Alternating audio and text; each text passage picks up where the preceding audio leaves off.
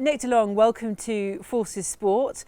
Weirdly, it's taken us this long to sort of get round to football, but in our eyes and certainly in our time here, you have been a massive figure, not only for Royal Air Force football, but also for UK Armed Forces football. And it'll be interesting to speak to you today about going back, because now you're looking forward to a life outside of the military here at Bristol Rovers is the start of the chain, but you're a local boy, so this was always kind of where you thought you might end up. Well, first of all, thank you for having me. I'm grateful on behalf of Forces Football.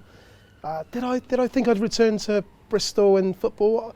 Definitely football, but Bristol Rovers I wasn't sure. But yeah, I started here as a YTS in the 90s, played for some good managers, was released as the game often does to young people. An amazing career that I'm, just about to finish, the other side of Christmas, and yeah, here I am. I find myself back in this position at Bristol Rovers. Really fortunate to be in a role, and really happy to be supporting the local boys. Travel on a bit of the journey I did, but the journey they're about to embark on for themselves. How does it work in football then? You have all these youngsters who perhaps don't make the grade. Is it up to the youngster to then go and decide if they want a career elsewhere, perhaps in the forces, or does somebody from the military come? Do you have recruiting people come around and talk to you? How did you go from football to the Royal Air Force? So I think in the 90s it may have been a position where you were released, you find a way for yourself. The PFA and the club were supportive, but in today's climate, there's so much more available to you through social media, through college programs. So now it'd be very different. Now the stats don't lie. There's very small cohort of players actually progress through the system. So our responsibility as a football club is more really to create a really good human being, with support of mum and dad, hopefully extract the talent to get those boys through the system and have a career in the game. But if a majority of them are not going to have a career, then we need to help them, prepare them for other elements of life. So in regards to the armed forces, look, I played for a non-league team, and there was a soldier there who said, "Ding dong," as everyone would know me, "you need to get yourself in the British Army." I went to join the British Army, and the guy in the careers office said to me, "Don't join the Army, mate. Get yourself upstairs to the Air Force because you'll have a better life." And that literally was as simple as that, making that decision. As a former UCAF manager now, I'd be politically and say, look, all three services offer great opportunities. But no, look, from the forces point of view, we will, as an armed forces, speak to young footballers, and there's loads of good projects going on around the country. But it's just making opportunities, or making the boys aware there are other opportunities in life, and that although this moment in their life feels like it should define them, it won't. It's just a moment in life, and you've got a whole lifetime to experience many other things other than football, regardless of success or a lack of success. So. Well, it's funny you should bring that up, because a lot of the athletes we've spoken to during this podcast and during our 10, 20 years with British Forces is they talk about the fact that when they play for an elite club, they bring a lot more life experience, having been in the forces, than most of their peers at that club. And I wonder how much of what you're bringing to Bristol Rovers at the moment you learned through being in the Royal Air Force. Yeah, my boss, the academy manager, Chris Hargreaves, often says, when I was at Bury, you were in Bangkok. And then you sort of laugh and think, what experience? Not on a lads tour. No, not on a lads tour. No, playing football for the Air Force, actually. Yeah, playing football for the Air Force against the Thai Royal Air Force. And then I speak to my wife and speak to my mum and say, what was such a disappointment at a young age for me personally turned out to be such a positive. And yeah, look, you don't want to be coming in every day talking about your life experience, but I do feel fortunate that I can hopefully and do provide. I know I do, because the boys give that feedback, just a slightly different angle to life's journey, and if people ask, you share the odd story with them. Some laugh and some also sort of stand in disbelief, but I think as older people now, you have that duty to share a little bit of your life story, hoping that someone connects with that, and it may help them along their journey along the way. Yeah, just to compare and contrast, Royal Air Force athlete Josh McNally has been made the skipper of Bath Rugby Club because of his background. That certainly helped. He's a corporal in the Royal Air Force, and his life experience has helped him. When it comes to football, what are you looking for a leader on the pitch? Because many of those guys, girls on the pitch as skippers won't have had that life experience behind them. What do you look for when you're appointing a captain? Well, look, if I look back over my UCAF years and Royal Air Force years as a coach, you want someone who reflects you. They don't need to be you, of course, but they need to reflect what you and your team are about. So strength in character, someone who's able to deliver instruction on your behalf, someone who can listen to your instruction or your backroom staff's instruction, someone who makes decisions without relying on you. someone who's willing to put their body on the line in a physical football sense, and probably not too far from Josh. You know, I don't know Josh, but as an airman, to see him at Bath, which is just down the road from us, I'm very proud, and that there is a crossover in leadership requirements from sport to the military, and you know that would be it really, Jules. Someone who reflects, you know, what your team and what your core values are. You were very keen during your tenure as UK Armed Forces coach to, I think you picked it up at a time when possibly the combined service team was lacking a bit of lustre. A lot of the players were happy to play for their single service but didn't love playing for UK Armed Forces. Where did that come from? What did you see that made you think like that? And well, we all know what you did, and you've made them into the team, not individually, but you made them into the team they are today. But what could you see, and how could you see yourself improving that with them? I will say, so in both senior roles I took with the Air Force and with UCAF, it was Combined Services it was then, both the managers at the time, or the head coach at the time, so Warrant Officer Keith Christie, who sadly passed away, and Major Basher Bates, who we all know well, they both asked me to come in. So they were looking at an exit plan, a legacy, and Bash was great. Bash had said, "Look, Nick, come in. You coach the team while I'm still in position."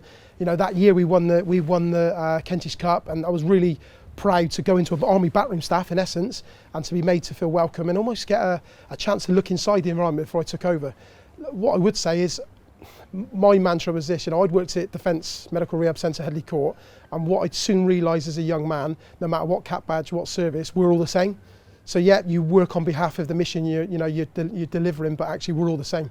So going into UCAF, that mantra, 3 teams in 1, was my drive, because it was the union flag you represent, and of course your unit, your core, but ultimately you're perceived as British, and that for me was the join-up factor, the glue that allowed us to be successful, because the boys and the staff really bought into it. Yeah, you certainly galvanised the UCAF badge, if you like. So what's it like preparing a UCAF team for perhaps the biggest fixture they play in the Kentish Cup? Quite emotional, because it's different maybe perhaps to the routine of every Saturday. It was personal because we represent our country, and we always spoke about international representation is only gifted to a few. Really personal because we'd created such a group of young men who was in belief of each other. And when you hear the national anthem and you hear the opposition's national anthem, which is just as empowering to you as a lead coach, it was special. And I through COVID we had a lot of time to think, and I'm so grateful in my life that I've had that chance to lead a team that represents United Kingdom. And yeah, that would sum it up really, Jules. And how is like your tenure as UCAF coach and the wins that you got, and winning a 4th successive Kentish Cup, which was history for the UCAF team, what do the civilian clubs like Bristol Rovers, what qualities do they see? Do they recognise that as a really amazing virtue in football, even though it's in military football? I think it's something that they can't quite understand. They understand how poignant and how important it is to us as individuals. But ultimately you represent your community, and military sport is military sport. The greatest sense of military sport is doing well in your community. They look with interest. Chris, I spoke to Carl Milgate yesterday. Carl obviously had the game for UCAF last night against Chelsea, and we spoke to Carl in the car as we were travelling along. And Chris, my line manager at Bristol Rovers, said to me, it must have been so special. Listen to Carl there talk to you, it must have been so special. So it's a different journey to the normal professional demands of the game, but it's no less important, I suppose. And look, we were doing that on duty. That was our job while we were, it is our job, while you go to work and play sport. Managing UCAF, not UCAF, but UK Armed Forces, managing UK Armed Forces, did that give you the confidence then to go and start applying for footballing jobs around the world? Because it has taken you global. You've been out to India. So I suppose the first one was when I told Lindsay and the kids in 2011 we're going to move to Cyprus because it's going to be a great time. It's going to be a lovely family time. But I was probably lying, because my greatest desire really was to get the family out there so I could get some European experience. And as soon as we arrived, I was badgering the first division clubs in Cyprus, and from there I built up a relationship with Steve Constantine. Steve ended up being the India coach. He'd managed 5 national teams. And look, the Forces world has given me probably everything I've got, I suppose, apart from the Bristolian accent and my initial roots to 18. and the confidence you gain and the knowledge and the experiences that aren't necessarily related to sport, but leadership and being in uncompromising situations probably stand you in great stead to be in any other situation in any other walk of life. So walking into India, and then, you know, we also went out to Africa with Rwanda, so going to Congo, in Gabon, and so on. You know, it is uncompromising, you know, because I'm an only normal person like everyone else. But if you hadn't had that forces background, you would possibly not want to go to some of these challenging places. But yeah, off I went on my travels. And I mean, you're making it sound, you know, you're really selling this, your position, your time in the military and your time with all the football teams that you've managed over the years. But it hasn't all been plain sailing. You have come across sort of resistance from certain parts of the military. Perhaps if you could go into that a bit. And I think some of the other services, possibly, I don't know if maverick's the right word, but you were definitely someone that they cross paths with, let's say. But you're not afraid to say what you feel? No, of course. Look, with the strength of the military institutions is its history, its rank structure, it's the way it's always, you know, done its business. But at times, from a footballing point of view, I felt it needed to move quicker. You know, that was my opinion, whether it's right or wrong. And of course, at times I pushed the hierarchy to make decisions maybe they didn't want to make, or to improve things, because, you know, I think we know that the biggest sport in the UK Armed Forces is football. Possibly the most celebrated sport could be rugby union, and I'm with that. I understand that. But the footballers who play for me or played on behalf of me are no less important. So I wanted the best for them when I could see other sports getting the best. Of course, that requires funding and support. There was a bit of tribalism, you know, no doubt, and I get that as well. You know, I love being an airman. I love winning in the services with my teams, you know, as a player, as a coach. So I understood it all, but I didn't want to stop. I wanted to keep going. We wanted to keep going, and you know, I'd like to think UCAF, as a football fraternity, both male and female, is in a stronger place because of some of the walls I tried to break down. You know, did I do it wrong at times? Possibly a little bit too much of a bull in a china shop. But, you know, hindsight's everything, isn't it? So I'm pleased I was able to survive, because of one or two times I thought one of the top men might have moved me on. But they, you know, they understood where it came from. It's hard changing institutions, I suppose, and that wouldn't just be in football or the military. That's across our society, isn't it? So I reflect, you know, with open eyes, but at the same time I do believe we're in a better place, and no better with the likes of Difan and Ginge and Dick taking that on, and Carl and Macca and Hugh with the females. So yeah, proud. Would I do it differently? Maybe not. But did I always do it right? No. Your own footballing journey has gone full circle then, because you find yourself back here at Bristol Rovers, a club that's got fantastic military pedigree. I'm thinking of the likes of Tom Broadbent, probably the last Forces player, certainly to turn professional. But there are one or two others that have been involved at Bristol Rovers as well, aren't there? Well, there's a little story. So I can remember going I was a YTS at the time, playing in the reserves against Tottenham Hotspur, which was full. So you're probably talking 96, full of boys who played in the 94 World Cup. So we were on a coach up the M4 to play at Spurs. You know, I was a young pup as such, and we stopped it somewhere along the M4 to pick up a guy called Steve Bowie. Steve Bowie was a serving soldier in the British Army. Steve jumped on the bus. He was a Newcastle lad. Up we went to Spurs. I think we lost 2 or 3-1. The likes of Sol Campbell were playing, Eric Torsfit, Dimitrescu and so on. Steve jumped in, you know, played. I spoke with Steve on the way back, and I remember a Land Rover dropping Steve off and picking Steve up. You know, and Steve ended up getting a contract at the club and going on having a good Football League career. So at the time I would never anticipated a career in the Forces, but that was somewhere in my mind that in the Army or the Air Force and the Navy, people play football.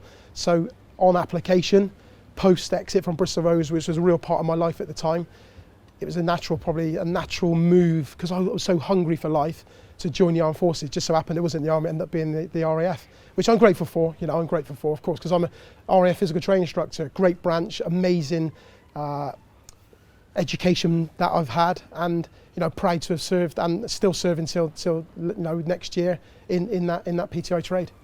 But it's your vision, really, and you should take the credit for that you saw the skill in Tom Broadbent, for example, as a recent example, and you had the contacts here, and this is where, when he left the Army, this is where he first came. He's now at Eastleigh, of course, but you know, you thought, I think in your head, you know that's possible, whereas other people possibly in your position would go, oh, well, we can't be dealing with civilian clubs. Do you know what I mean? You kind of went, why not? And, you know, just call someone up.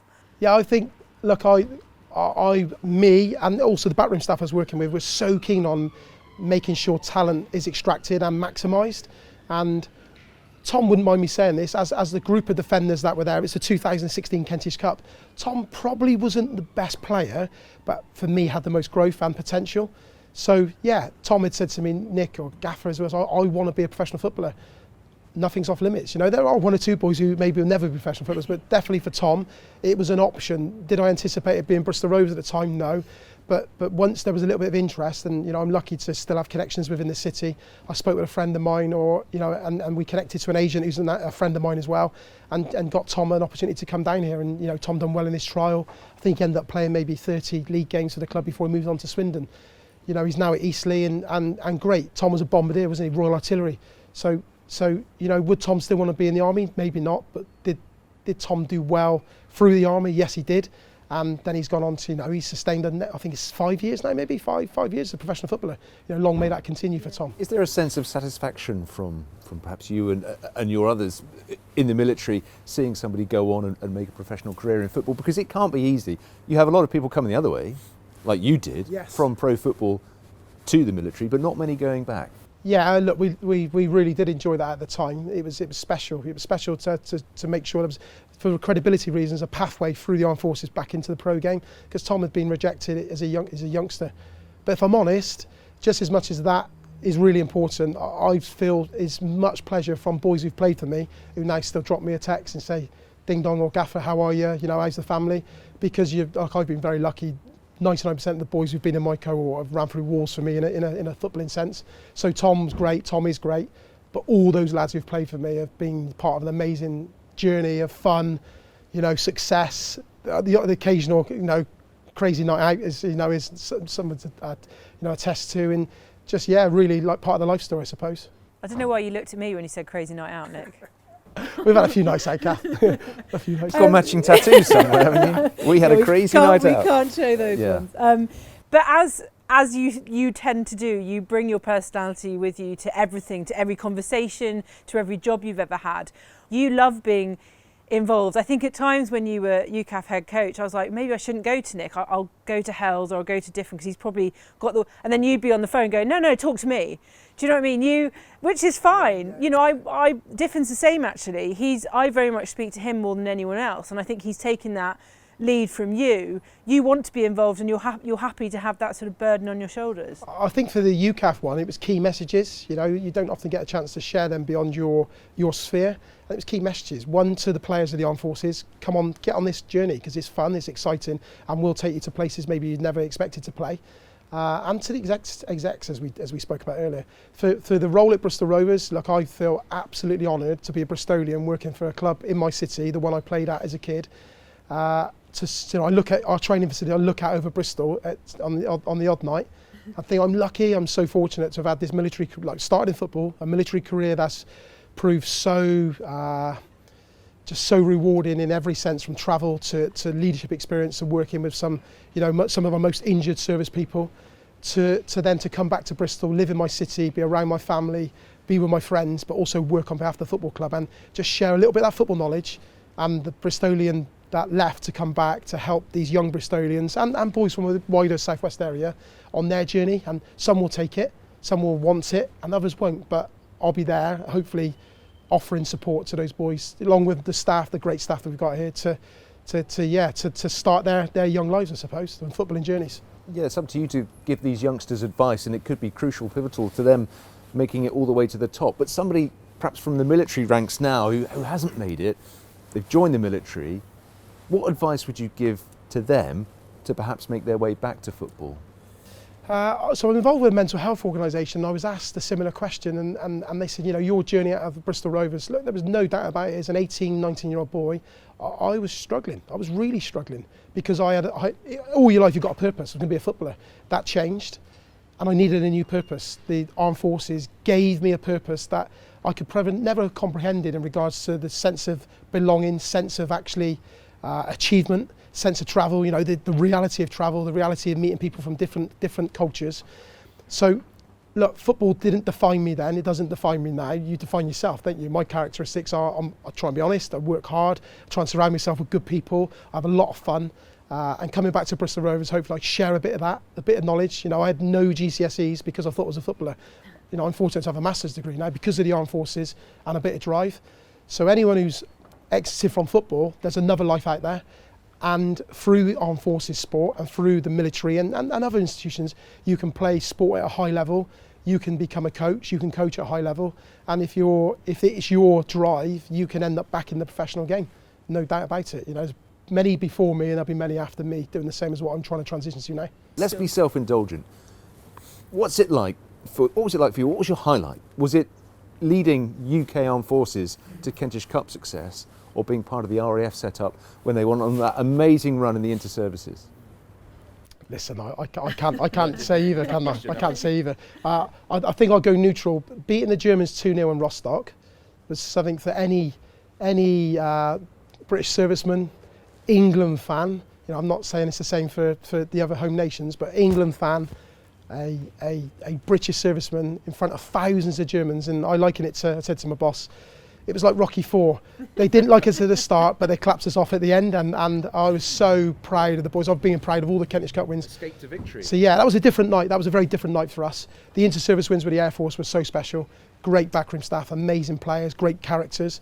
And then with UCAF to have a similar journey, you know, different fixtures, different competitions was just as special. So I can't choose between either. So the night in Germany was one that would stick out. That, you know, like I said, I'm from South Bristol. You don't go to Germany and win 2-0, do you? And that out of all the things that people are interested in, a lot of people back home was so like, what a story that is. What a story. So yeah, that was the special one.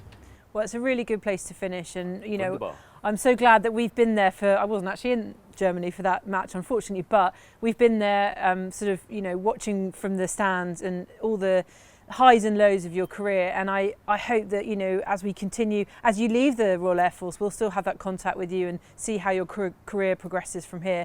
Thank you so much, Nick. Thank you for being such a stalwart in Forces football for the time you've been in. Great guest. Yeah, pretty good guest. I think, yeah, for our first football guest, I think we did well. Yeah. No, thank you. And I hope that, you know, I hope that in 20 years' time you're still getting calls from those UCAF players. I hope so, yeah, I hope so. I hope so. You know, look, you're just blessed to have worked with such good lads and good people. No, not just lads, females around. Hells, I mentioned Hells, always mention Hells. Ellen Richardson. Ellen Richardson, yeah, you know, key part of the current backroom staff.